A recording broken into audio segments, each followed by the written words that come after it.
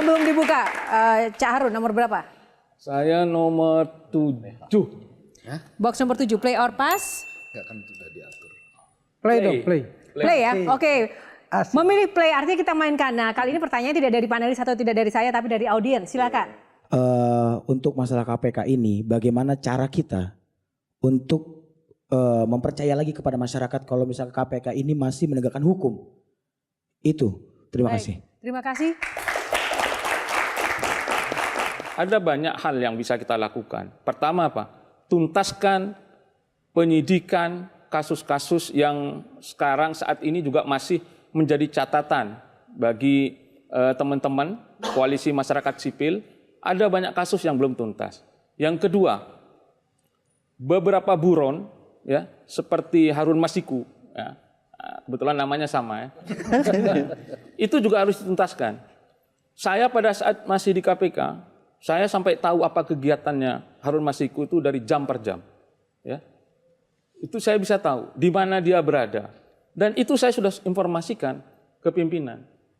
Hanya saja pada saat itu gerakannya lambat. Ya. Ini harus dituntaskan. Harun Masiku ini harus dituntaskan menjadi hutang ya, untuk menunjukkan kepada masyarakat bahwa KPK itu ada. Putusan-putusan pengadilan yang menyangkut orang-orang tertentu itu juga diteruskan. Nah itu untuk menurut saya salah satu cara untuk mengembalikan tadi kepercayaan itu. Oke. Itu. Baik, terima kasih. Satu lagi Bung Novel ingin menambahkan untuk menjawab pertanyaan, silakan. Baik, jadi begini. Kalau kita lihat, orang seringkali meletakkan tanggung jawab berantas korupsi ke KPK. Padahal mestinya tanggung jawab berantas korupsi itu ke negara. Di sini harus kita lihat, panglimanya harus pemimpin negara, Pak Presiden tentunya di sini.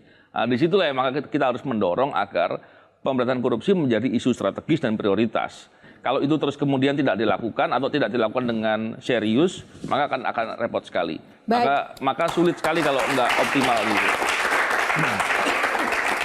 Terima kasih untuk pertanyaan dan juga jawabannya para bintang tamu. Kita akan lanjutkan dulu ke box selanjutnya, Bung Abraham.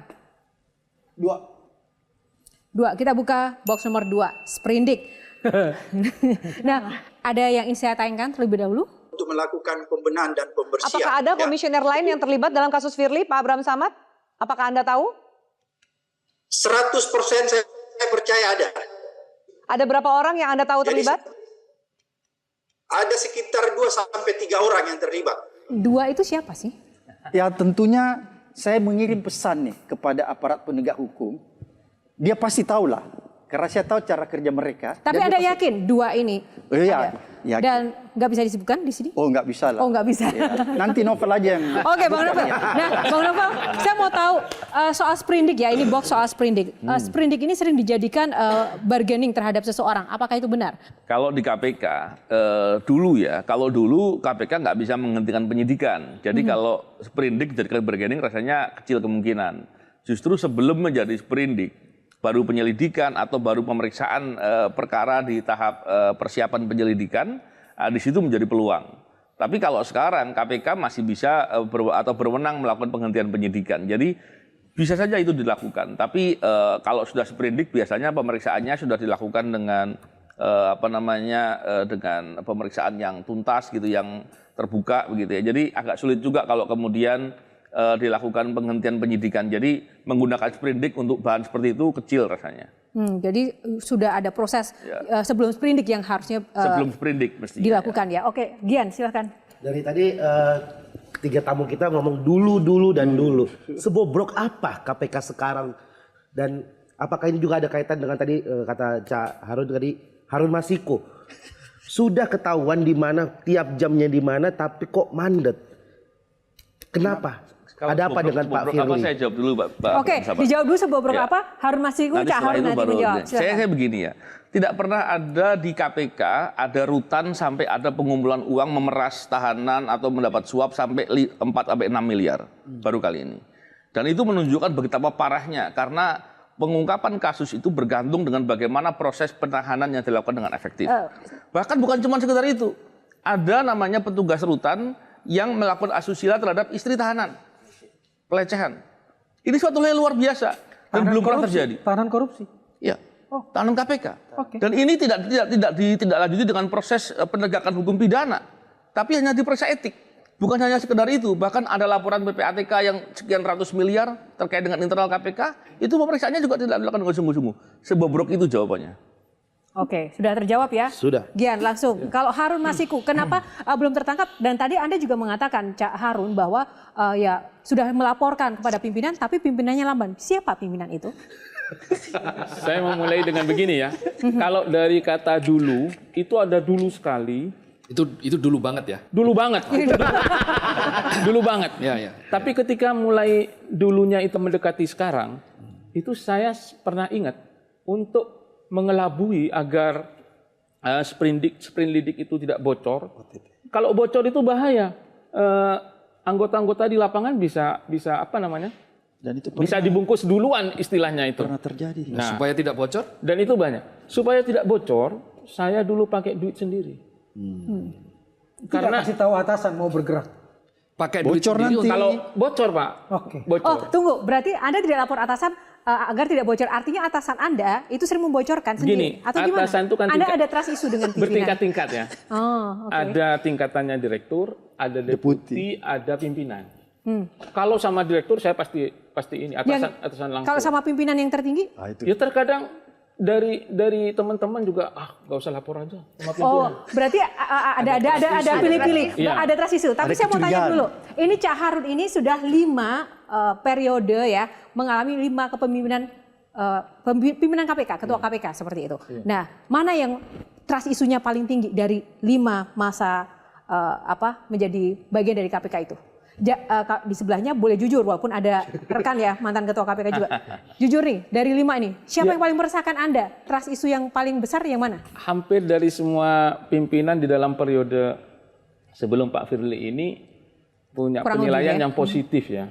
Oke. Punya penilaian yang positif. Tapi kemudian ketika Pak Firly ini menjadi deputi, itu sudah menjadi rahasia umum di antara kami para Kasatgas penyelidikan pemimpin operasi di lapangan itu, ini kok mulai begini ya? Spesifik begini tuh apa sih? Ya, banyak kemudian informasi jadi begitu sprindik keluar, ya, Bocor. kami kan punya kemampuan untuk menyadap, ya. Kami kan punya kemampuan untuk mengetahui informasi-informasi langsung dari istilahnya kalau kita bilang dari informasi langit ya. Nah, bilang ini misalnya ya, ini mohon teman-teman tiarap, ya kan? Ada informasi dari Kuningan, dari 3 huruf.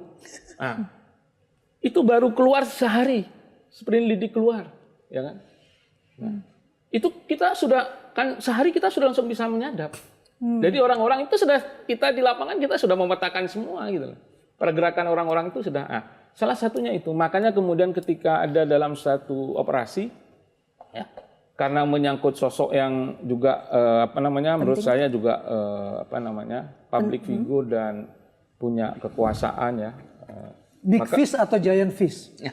Big fish saja. Oke. Tapi itu menyangkut hajat hidup orang banyak, maka kemudian saya menggunakan uang sendiri. Dan itu bukan hanya puluhan ya, itu ratusan juta. Itu saya ngumpulkan dari orang-orang, itu dari teman-teman saya di luar gitu. Yang punya komitmen untuk pemberantasan korupsi. Dan itu nggak apa-apa ya dilakukan? Nggak apa-apa, nanti kan dikembalikan. Ini Oh, teman-teman diremes belakangan. penyidik maksudnya. dia. Ijab kabulnya itu hanya pinjam-meminjam. Gitu. Oke, baik. Berarti di era Pak Firly lah, Cak Harun lebih banyak keluarin duit ya. Oke, singkat tadi belum terjawab Harun Masiku. pertanyaannya. Harun Masiku kenapa belum Anda- tertangkap? Iya, dulu saya Singkat saja Cak Harun. Iya, saya dulu pernah cerita. Dilarang Itu sama saya di atas. bukan tim penyidiknya. Tetapi suatu ketika kemudian Pak Deputi ya, Pak Karyoto itu bilang, ini ada perintah pimpinan khusus untuk Cak Harun masuk di dalam tim itu. Saya tidak tahu apa yang bisa saya lakukan gitu pada saat itu. Akhirnya saya bergerak cari informasi kemana-mana, dapat informasi itu bahwa dia berada di suatu tempat, kegiatannya ini, pagi dia begini, siang dia begini, sore dia melakukan itu. Oke. Nah, Masihkah begitu sampai sekarang? akhirnya saya bawa itu, saya laporkan ke pimpinan lewat deputi, Oke, Pak Karyoto. oke. Silahkan ini ditangani. Kalau terus saran kamu gimana? Mintalah, kita kan punya banyak pasukan khusus. Nah, Kenapa pimpinannya kemudian tidak melakukan effort untuk menindaklanjuti laporan Anda? Saya Siapa sih pimpinannya, siapa Cak Harun?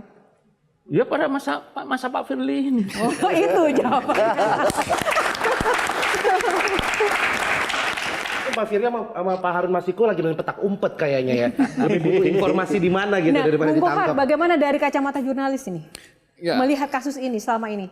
Ya, itu akan tergantung pada tadi meminjam bahasanya Bung Abraham Samad adalah political will. Nah, adakah political will? Adakah tarik-menarik di situ? Nah, apa yang Pak Abraham tahu sebagai orang yang pernah berada di pucuk pimpinan soal tarik-menarik ini? Karena dulu pernah pas Pak Abraham ketua KPK, itu isu tarik-menarik juga sangat kental terjadi ketika mau mentersangkakan atau mensprindikan Anas Urbaningrum misalnya. Isu itu kencang waktu itu berhembus. Nah, apakah biasa tarik-menarik seperti ini? Oke. Yang terakhir sehingga Harun Masiku tidak ditangkap. Jadi saya mau luruskan nih, karena ini berita sesat. Oh, Kenapa sesat, saya kata berita sesat? Selalu orang mengait-ngaitkan Ya. bahwa begitu ada Urbaningrum dijadikan tersangka itu ada muatan-muatan sepertinya tanda petik Politis. Padahal itu sama sekali tidak ada, murni hukum. Buktinya apa? Pengadilan tingkat pertama, ini bukti ya. Kalau saya ngomongkan orang bisa bilang pembelaan. Pengadilan tingkat pertama, Anas dihukum berat. Kemudian banding, dia tetap dihukum. Ya. Kemudian kasasi, dia dapat hakim yang kita kenal luas, orang paling jujur, namanya Artijo. Ya. Hukumannya diperberat. Jadi lebih berat lagi hukumannya. Kemudian setelah Artijo meninggal, Anas melakukan PK. Kan? Ketika dia PK baru turun hukumannya. Tapi tidak pernah bebas secara hukum. Jadi saya mau katakan begini. Anas tidak bisa berdalil bahwa kasusnya itu adalah kasus yang bernuansa politik. Sama sekali itu murni hukum. Jadi sprindiknya juga murni ya? Sprindiknya pun murni. Nggak ada masalah di situ. Makanya saya heran. Kadang-kadang saya bilang, kok orang bisa dibodoh-bodohin sama orang yang baru keluar, yang berstatus narapidana, ngomong di depan TV bahwa saya ini korban. Loh kok orang bisa percaya? Beda kalau misalnya ada satu tingkatan, katakanlah misalnya di pengadilan negeri dia lolos, tapi pengadilan tinggi dia lepas, itu ada yang bisa diperdebatkan. Ini nggak ada yang bisa diperdebatkan. Semua dihukum, bahkan waktu Artijo, saya pikir kita kenal semua almarhum Artijo, itu hukumannya diperberat. Apakah Anda mau bilang Artijo ini orang yang tidak adil? Katakanlah kalau orang bilang KPK pada saat itu Abraham bermain, paling tidak ketika dia diputus di pengadilan banding, dia bisa lepas.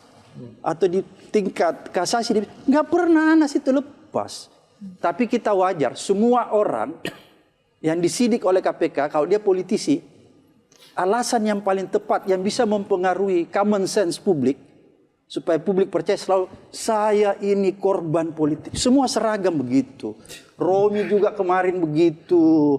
Semua begitulah, kalau politisi pasti bilang, saya ini korban politik. Menteri-menteri yang ditahan, yang berlatar belakang orang, pasti ngomongnya begitu. Memangnya KPK masih keramat lembaga anti rasuah korusuh sama kasus korupsi? Kalau Anda tanya, siapa yang orang yang bertanggung jawab? Dua. Pansel sama anggota DPR yang memilih. Baik.